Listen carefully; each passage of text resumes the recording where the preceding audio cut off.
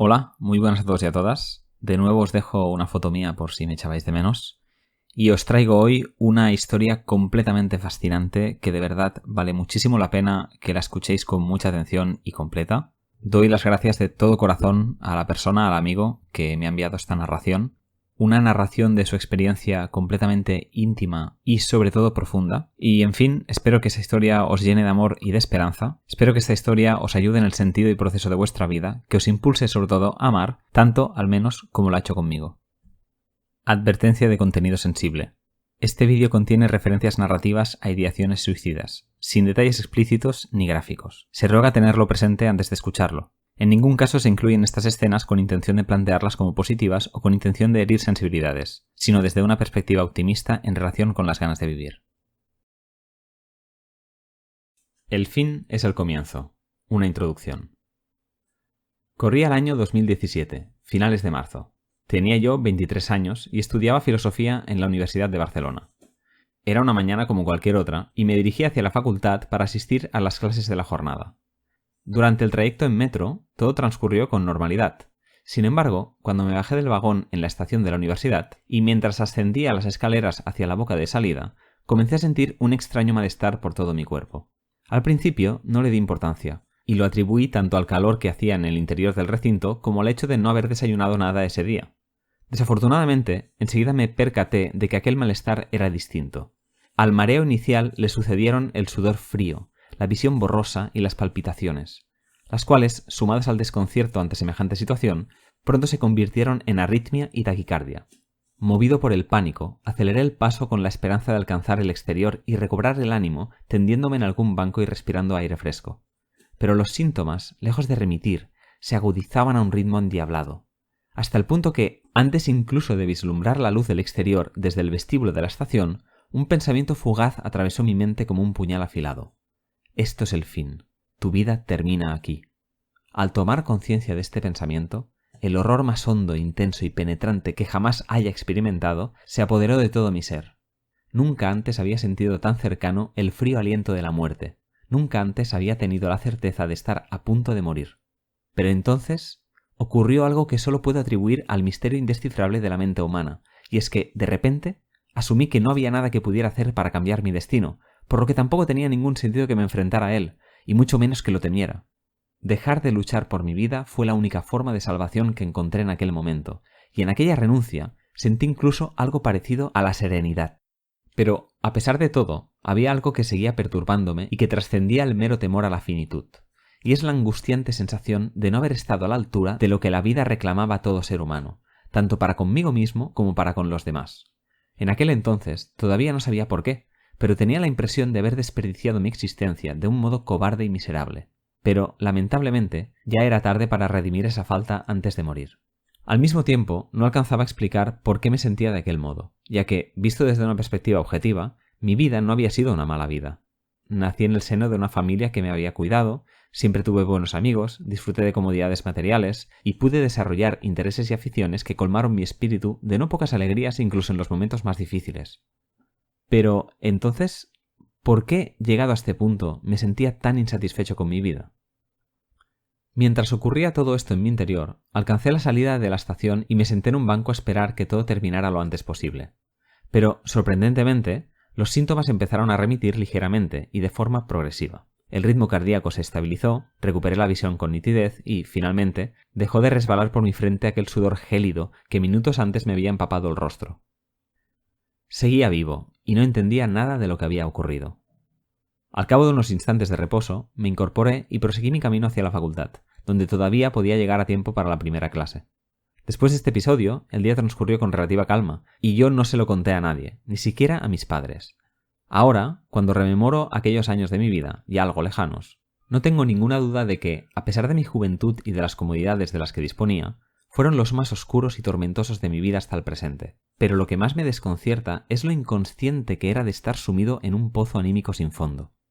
Lo era hasta el punto de que ni siquiera reparé en que había sufrido un ataque de ansiedad, que, lejos de ser anecdótico, se reproduciría durante años, arrojándome a una turbia espiral de psiquiatras, terapias psicológicas y fármacos que llevarían mi mente al límite de la autodestrucción.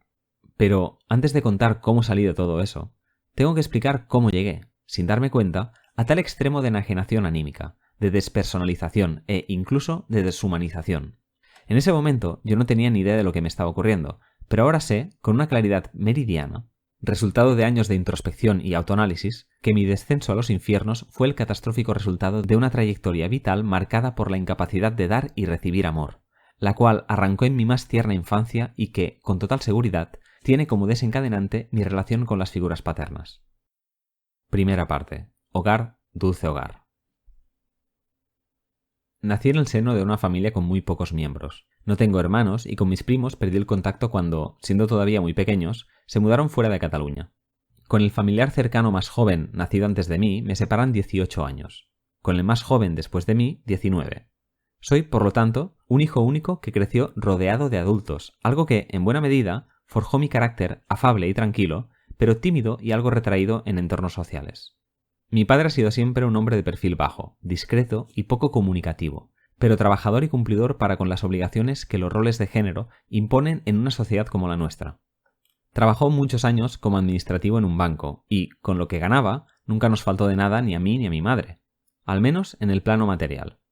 Se podría decir que su forma de mostrar amor se basaba, simple y llanamente, en proveer, lo cual lo descargaba de la responsabilidad de dar afecto y cuidados reales a sus seres cercanos. Por su parte, mi madre es justo lo contrario. Desde que contrajo matrimonio, todo su mundo se ha reducido al hogar y al cuidado de la familia, algo que se acentuó cuando yo nací. Siempre he visto a mi madre como una persona marcada por la bondad y la compasión, pero también por una abnegación extrema, que, en algunos casos, al menos conmigo, se ha mostrado bajo la forma de una sobreprotección enfermiza, así como de un sentimiento de posesividad que han desvirtuado parte del sincero amor que sé que, en el fondo, siente por mí. Más allá de esto, los años de mi infancia transcurrieron con relativa paz y tranquilidad. Me sentía protegido por mis padres y familiares, a quienes veía una vez por semana y con quienes tenía una buena relación, especialmente con mis abuelos y mi tía maternos. En la escuela, pese a mi timidez y dificultades relacionales, no me faltaron amigos, con quienes incluso celebraba cumpleaños y otros acontecimientos extraescolares, y mis profesores hablaban bien tanto de mi comportamiento como de mis aptitudes. Al mismo tiempo, empecé a desarrollar algunas de las aficiones que más me han llenado a lo largo de mi vida, como son la lectura, los videojuegos y la práctica de la natación. Agradezco, con todo, haber tenido el privilegio de vivir una infancia que solo cabría calificar como feliz. Si bien con la madurez y la experiencia que me han aportado los años, he tomado conciencia de que no era oro todo lo que relucía, y que aquella infancia en apariencia normal, en la que tantas veces me he refugiado para aplacar las miserias de la vida adulta, no estuvo libre para nada de dinámicas familiares violentas, manipuladoras e incluso perversas. En otras palabras, lo que he descubierto con el tiempo, no sin mucho pesar, es que mi infancia estuvo marcada por el rechazo, el abandono y, en definitiva, la falta de un amor verdadero. Cuando rememoro la relación que había entre mis padres en aquel entonces, me doy cuenta de que era terriblemente desigual. Desde que contrajeron matrimonio, mi madre renunció al trabajo y, por lo tanto, a la independencia económica, con lo que pasó de la autoridad paterna a la autoridad marital sin solución de continuidad. El motivo de esta renuncia ha resultado siempre oscuro para mí, ya que mis padres nunca han tenido el coraje de abrirse conmigo y contarme su historia, por lo que muchos de los vacíos que hay en mi mente los he tenido que llenar a partir de los fragmentos de su vida que sí han llegado a mi conocimiento. Lo más probable es que mi madre, nacida 10 años después que mi tía, cuando mis abuelos ya empezaban a ser mayores, fuera criada, en parte, como una carga. Fruto de ello, desarrolló una autopercepción muy negativa de sus propias capacidades, así como una forma de vincularse con los demás basada en el miedo a resultar una molestia para quienes la rodeaban. Es por eso que, al casarse, asumió el papel que la vida parecía haberle asignado de forma sumisa y voluntaria, decisión que mi padre, a quien esto, que le concedía poder y autoridad, ya le iba bien, apoyó sin reparos. Uno podría pensar que la decisión de mi madre fue una decisión libre y perfectamente respetable, y que aquella era la vida que genuina y auténticamente deseaba llevar, pero tengo recuerdos dispersos de aquellos años de infancia que contradicen esta idea. En no pocas ocasiones, y siempre lejos de la presencia de mi padre, mi madre lloraba desconsoladamente durante horas y horas. En mi tierna imaginación infantil, mi madre estaba triste porque aquel día yo me había portado mal, por lo que, durante el resto de la jornada, hacía todo lo posible para no hacerla enfadar. Sin embargo, y visto en perspectiva, no puedo dejar de pensar que lloraba porque no había sido capaz de librarse del miedo a no cumplir con el deber de abnegación absoluta que ella misma y su entorno le habían impuesto, lo cual la hacía sentir tremendamente desdichada. Tal era el extremo de absurda dependencia al que había llegado para que nadie pudiera reprocharle el no amar a su familia, que renunció a mantener ningún tipo de relación fuera del ámbito familiar que trascendiera el deber de afecto y cuidado unilateral al que vivía sometida. En efecto, desde que se casó, mi madre no ha tenido amigos con quienes compartir vivencias, salir y distraerse. Tampoco ha realizado nunca planes que satisfagan sus anhelos, como ir al cine, a un restaurante o, por ridículo que suene, a dar un paseo despreocupada por el barrio. De hecho, los únicos motivos por los que sale sola de casa son o ir a comprar algo necesario para las tareas del hogar, o ir al médico, o ir a visitar a un familiar. Mi madre entiende que suprimir el deseo y no tener iniciativa propia, así como sacrificarse siempre por la familia de manera desinteresada, son las formas de amor por excelencia. Y huelga decir que ha sido fiel a esta idea de un modo inquebrantable, empezando conmigo, a quien convirtió en un medio de salvación de lo que a todas luces se trata de una vida servil y en muchos casos tediosa. Todo ello, como comentaré más adelante, me ha provocado grandes dosis de sufrimiento a lo largo de mi vida, y muchos de los rituales maniáticos que tenía de niño, en los que no entraré en detalle, tienen su origen, no tengo ninguna duda al respecto, en la ansiedad que me provocaba la posibilidad de hacerla sufrir. De niño me parecía que esto era lo normal en una madre, ya que no disponía de referentes alternativos, por lo que no le daba mucha importancia. Pero, visto en perspectiva, me desconcierta haber formado parte de un núcleo familiar donde se imponían todas estas privaciones, toda esta falta de autonomía y, en consecuencia, de libertad, sin haber reparado en ello.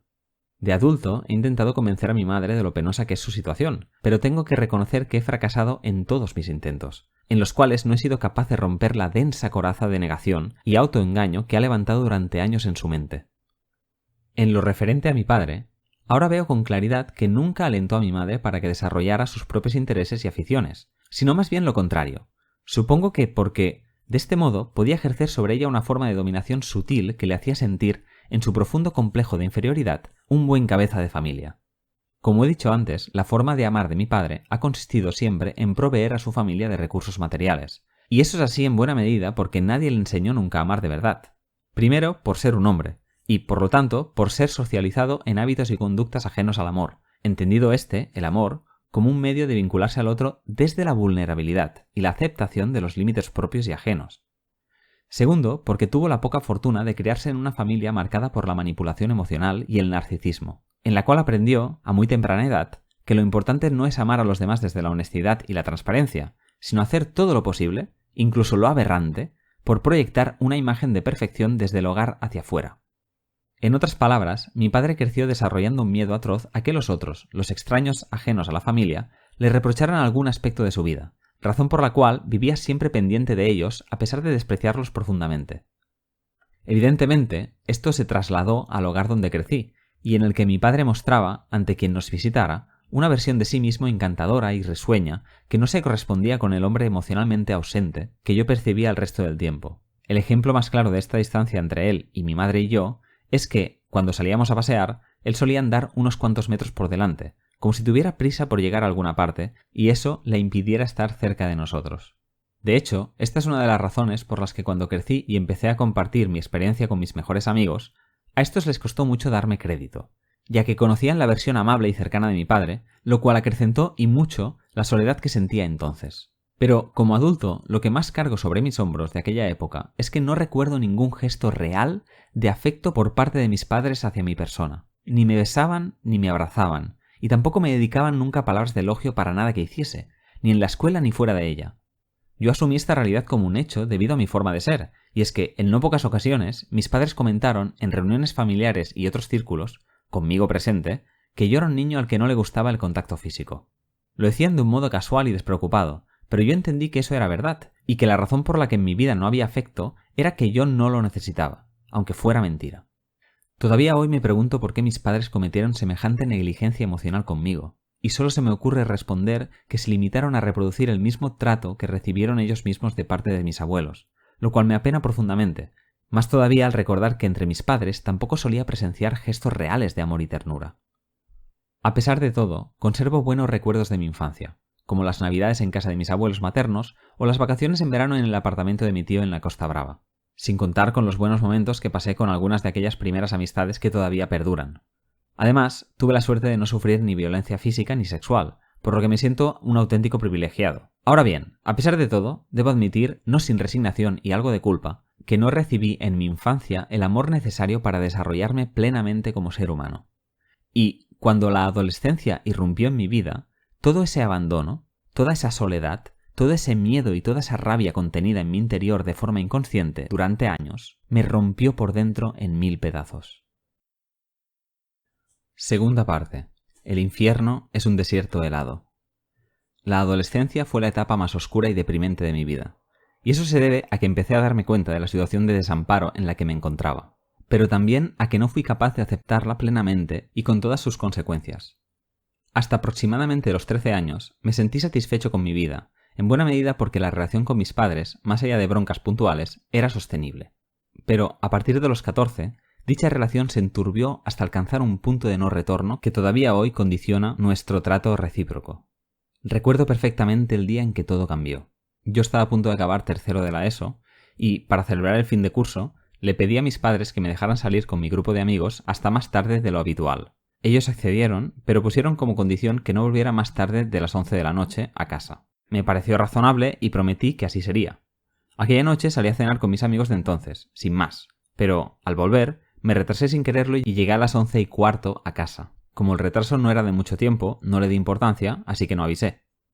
Cuando llegué a casa, mi padre me esperaba en la puerta con un gesto de furia que nunca antes había visto en él. Mi madre estaba detrás de él, seria y en silencio.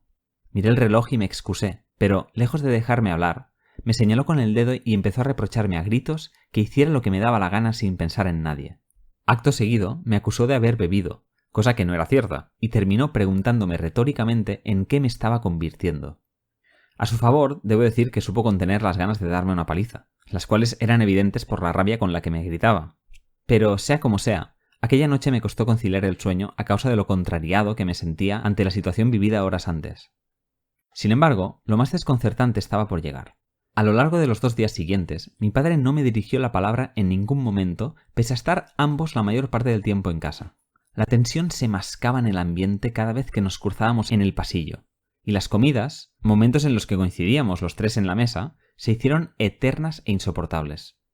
Para mí, aquello fue una verdadera tortura, sobre todo porque, a pesar de que podía ofrecerle sólidos argumentos de por qué no había hecho nada, las palabras no salían de mi boca, y mi madre, que lo había presenciado todo y que era consciente de lo que ocurría, se sometió al escarnio de mi padre y participó de él con su silencio.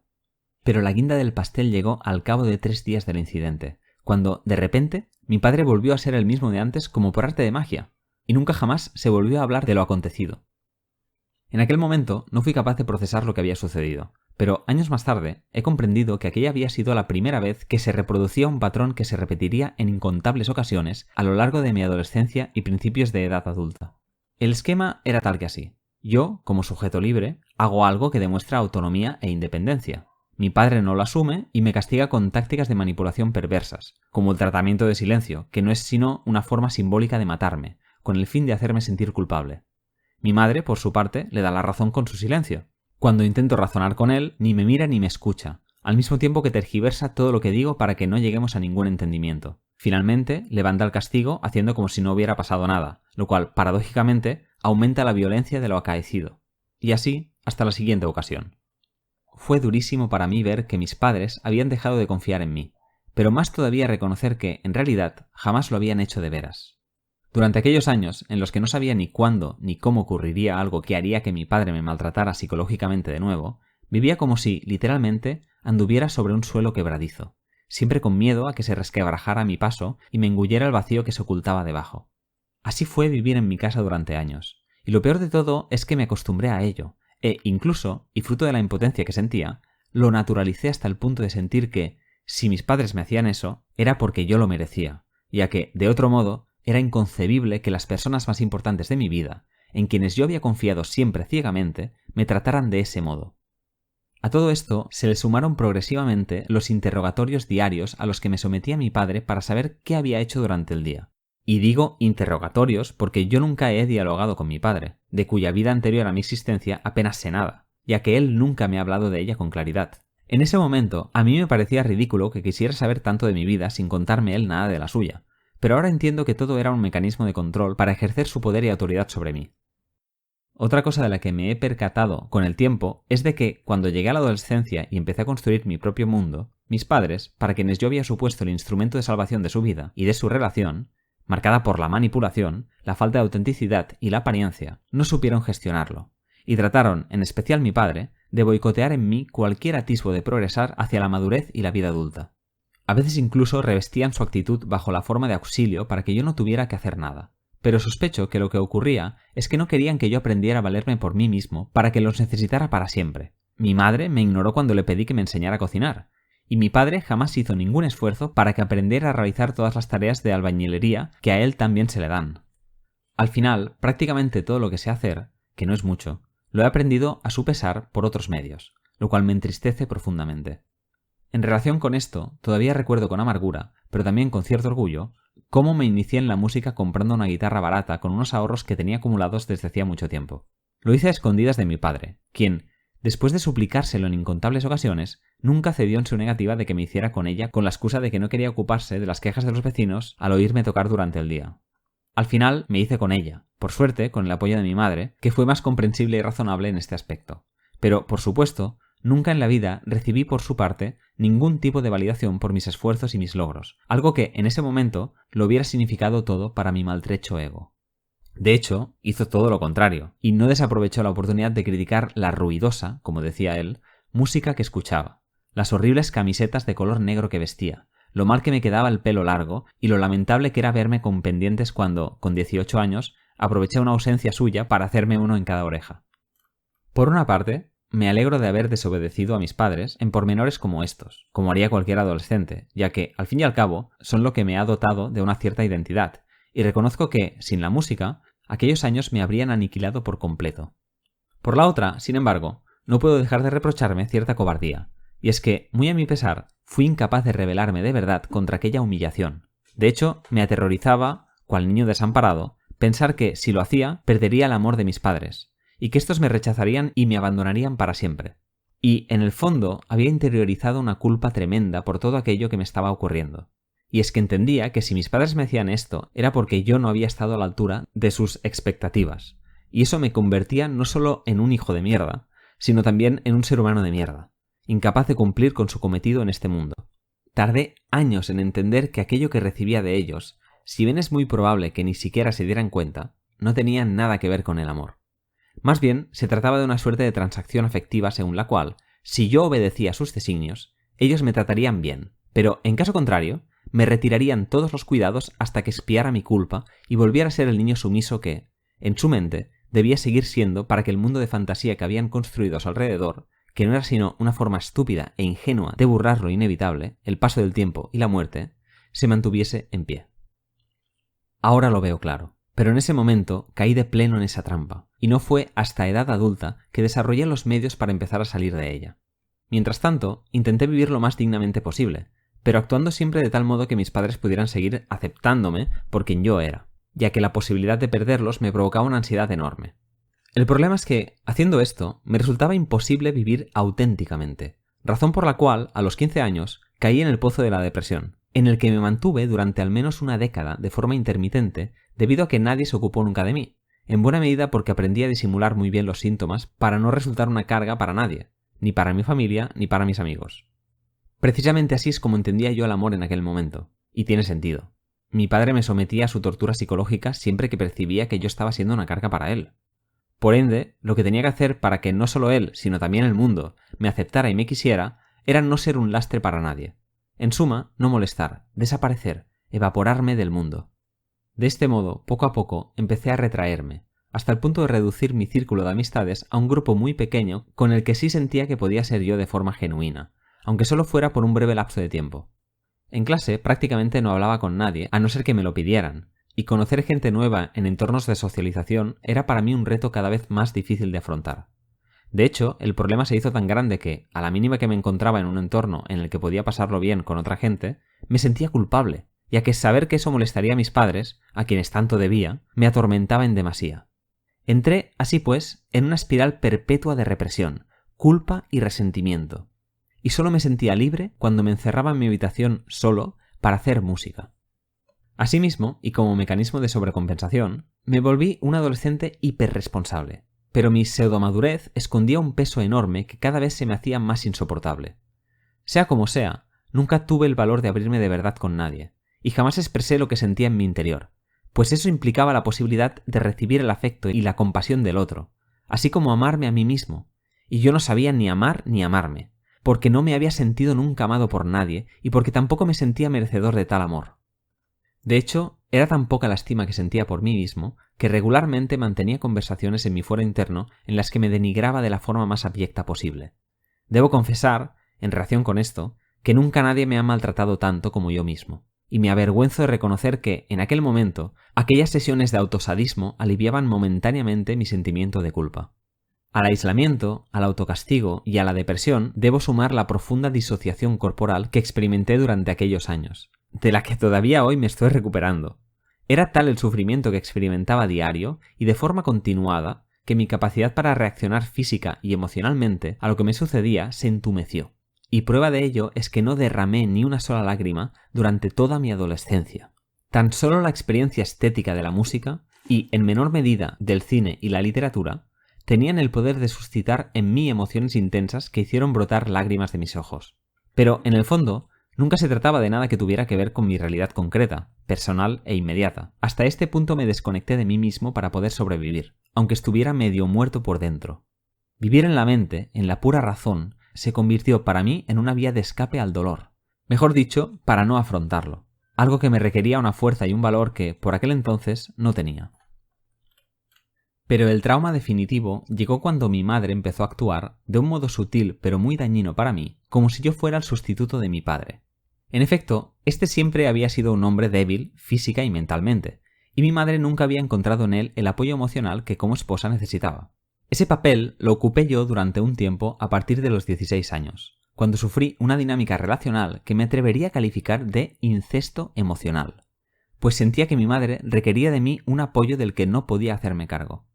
Sin embargo, lo más turbio y lo que más secuelas me ha dejado son sus tremendos celos.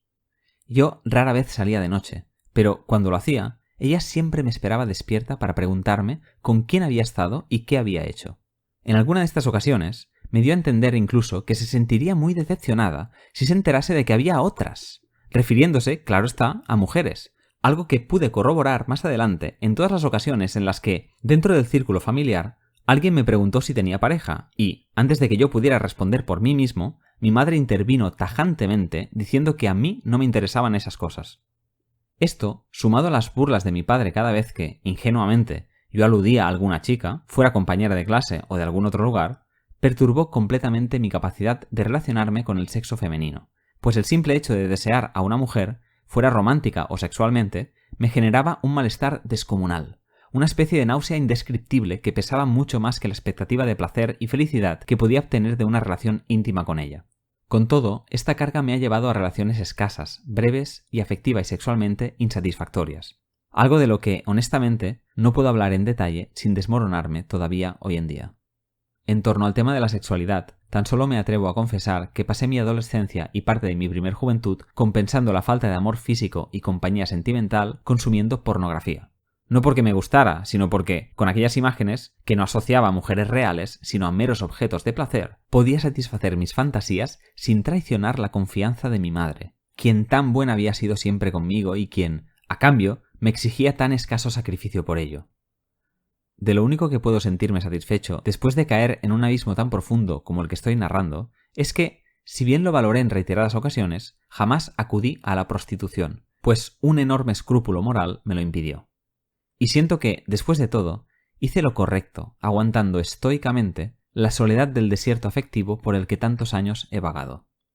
Pero, a pesar de todo el sufrimiento, en estos años hubo algo de luz. Antes he dicho que descubrí la música, una afición en la que encontraría un remanso de paz en medio de la tormenta, con la que haría grandes amigos y mediante la cual llegaría a sentirme humanamente realizado. A ello hay que sumarle la curiosidad intelectual. Hasta ese momento yo nunca había mostrado gran interés por el conocimiento. Sin embargo, al final de mi adolescencia irrumpió en mí la pasión por las humanidades, señaladamente por la historia, y comencé a interesarme en las disquisiciones filosóficas conversando con los amigos del momento, que mayormente eran de fuera de la escuela.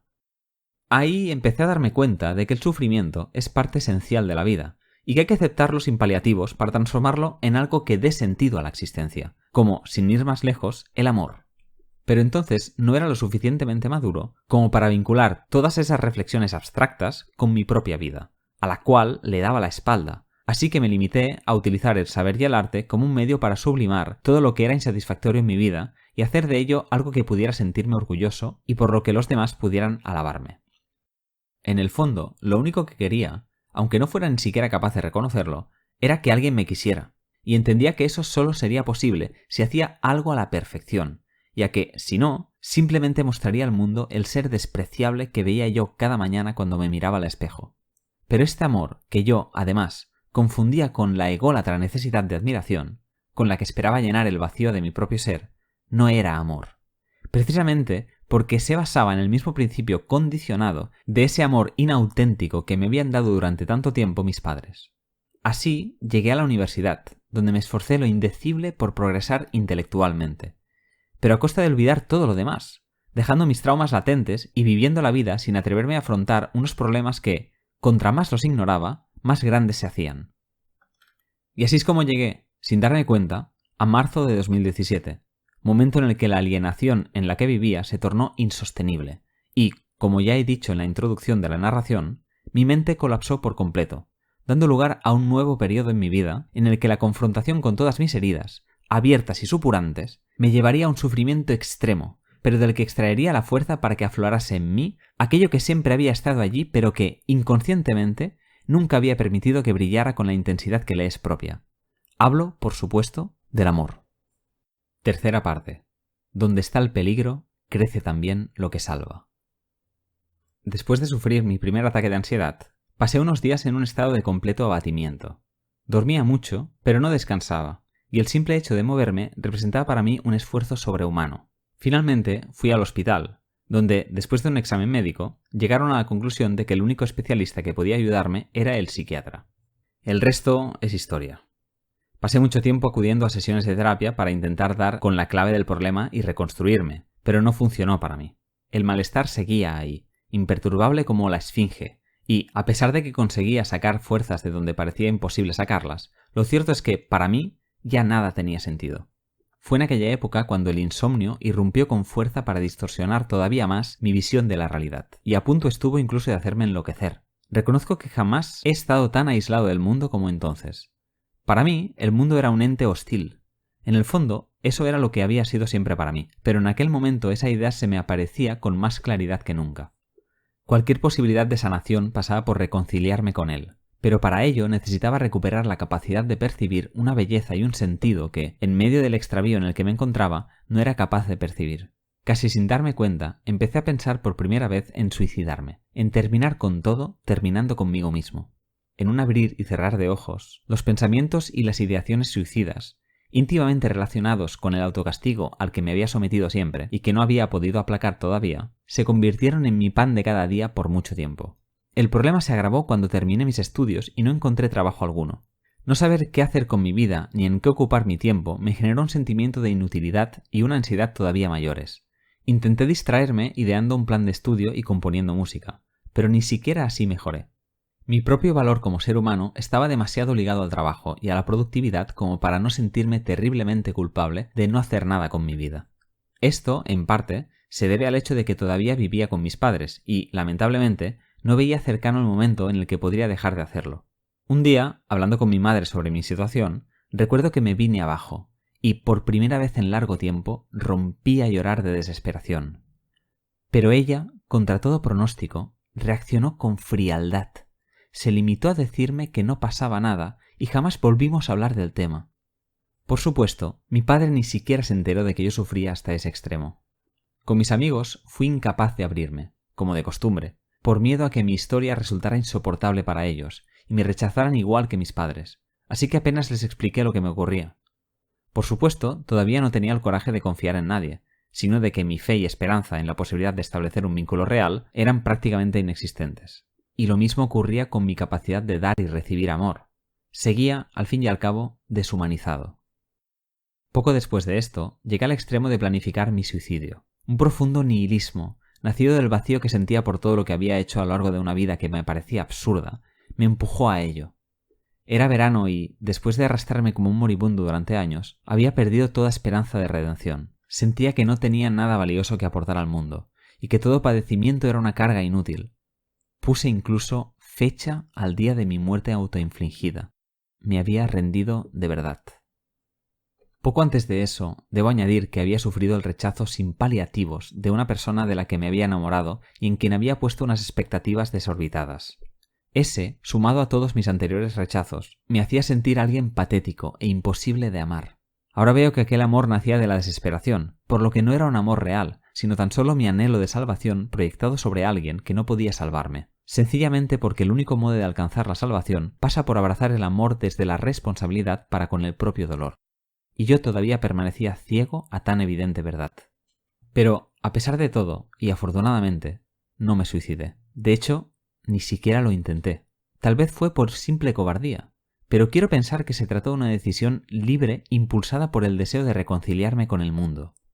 A este hecho contribuyó lo que podríamos llamar, de un modo tal vez pedante, una experiencia con lo absoluto. En realidad, se trata de algo tal vez banal y cotidiano, pero subjetivamente, yo lo viví como un suceso inesperado que ejerció sobre mí un profundo poder transformador. Una mañana salí a pasear por el barrio donde vivía. Tras un rato andando, llegué hasta un parque con un estanque en el centro, un lugar al que solía acudir para aquietar mi mente durante los momentos de estrés y ansiedad. Quería despedirme de aquel lugar de tan grato recuerdo antes de desaparecer, por lo que pasé más rato de lo habitual sentado bajo la sombra de un árbol. Aquel día estaba completamente solo, así que me relajé y dejé que mis sentidos absorbieran todos los estímulos que aquel espacio me ofrecía. La luz del sol filtrándose entre las aguas del estanque, la brisa avivando el rumor de los arbustos, los pájaros cantando sobre las copas de los árboles, el lateo de mi corazón acompasado con el ritmo de la naturaleza que me rodeaba. Por primera vez en mucho tiempo sentí paz y serenidad. El mundo y yo estábamos en armonía. Éramos un solo ser. Y en esta unión me sentí libre, como cuando era niño. Visto en perspectiva, siento que esto se debió a que, de modo espontáneo, abrí mi cuerpo y mi espíritu, que, en el fondo, son una y la misma cosa, a recibir en mi conciencia la belleza y la bondad del mundo. Y, en esa apertura, percibí una esperanza renovada que me protegió frente a la muerte, diluyendo mis límites individuales y haciéndome partícipe de algo superior a mí, pero que no dejaba, de algún modo, de ser yo mismo. Tardé mucho tiempo en entender que aquella experiencia me había mostrado que hay una verdad indudable contenida en la capacidad de conectar con lo absoluto, con lo divino que nos hace humanos. Transformar el sufrimiento, esa carga mortal que nos consume lenta e insidiosamente hasta reducirnos a la miserable condición de bestias, en un vínculo amoroso con el otro, con lo radicalmente distinto, nos salva de la muerte. En esa unión mística, el mundo y yo sentimos una compasión mutua, y en ella y por ella, mutuamente nos salvamos. Esta experiencia con lo absoluto fue efímera y fugaz, y tardé mucho tiempo en volver a sentir algo parecido. Entre medio, sufrí innumerables recaídas y momentos de desesperación que a punto estuvieron de acabar conmigo. Sobre todo cuando empecé a trabajar como profesor y la presión por el rendimiento, fruto de la terrible explotación laboral a la que fui sometido, casi me destruye de nuevo. Pero, afortunadamente, todo aquello no cayó en saco roto. Y, gracias a que conocí a personas afines con las que conecté desde lo más profundo, pude, poco a poco y con gran esfuerzo, ir madurando aquella intuición, imprecisa pero intensa, que tuve en aquella experiencia con lo absoluto. En efecto, el sufrimiento es connatural a la vida, hasta el punto que ésta pueda convertirse en un absoluto infierno cuando aquel se torna insoportable. Pero el sufrimiento es la esencia misma de la vida, y por lo tanto es común a todos. Esto significa que podemos reconocernos mutuamente como iguales en la experiencia de dicho sufrimiento, y precisamente esta capacidad de reconocer al otro como a un igual nos abre a recibirlo, a acogerlo amorosamente en nuestro seno, como si de nosotros mismos se tratara. Y es aquí donde el sufrimiento se retira para que, de lo profundo, emane esa luz infinita, libre del miedo, la indiferencia y el egoísmo, que se encuentra en todos nosotros, a la que llamamos amor, y que, en su absoluto poder salvífico, colma de sentido nuestras vidas. Hasta hace poco, la vida era para mí una lucha continua contra el miedo a la soledad y a la muerte, pero una lucha, al fin y al cabo, desesperanzada y condenada al fracaso, precisamente porque su motor era el miedo. Nacía de las entrañas de una infancia oscura que me desconectó de mí mismo y me castró por el amor que la vida exige a todo ser libre. Deseaba amor, pero me sentía impotente para amar.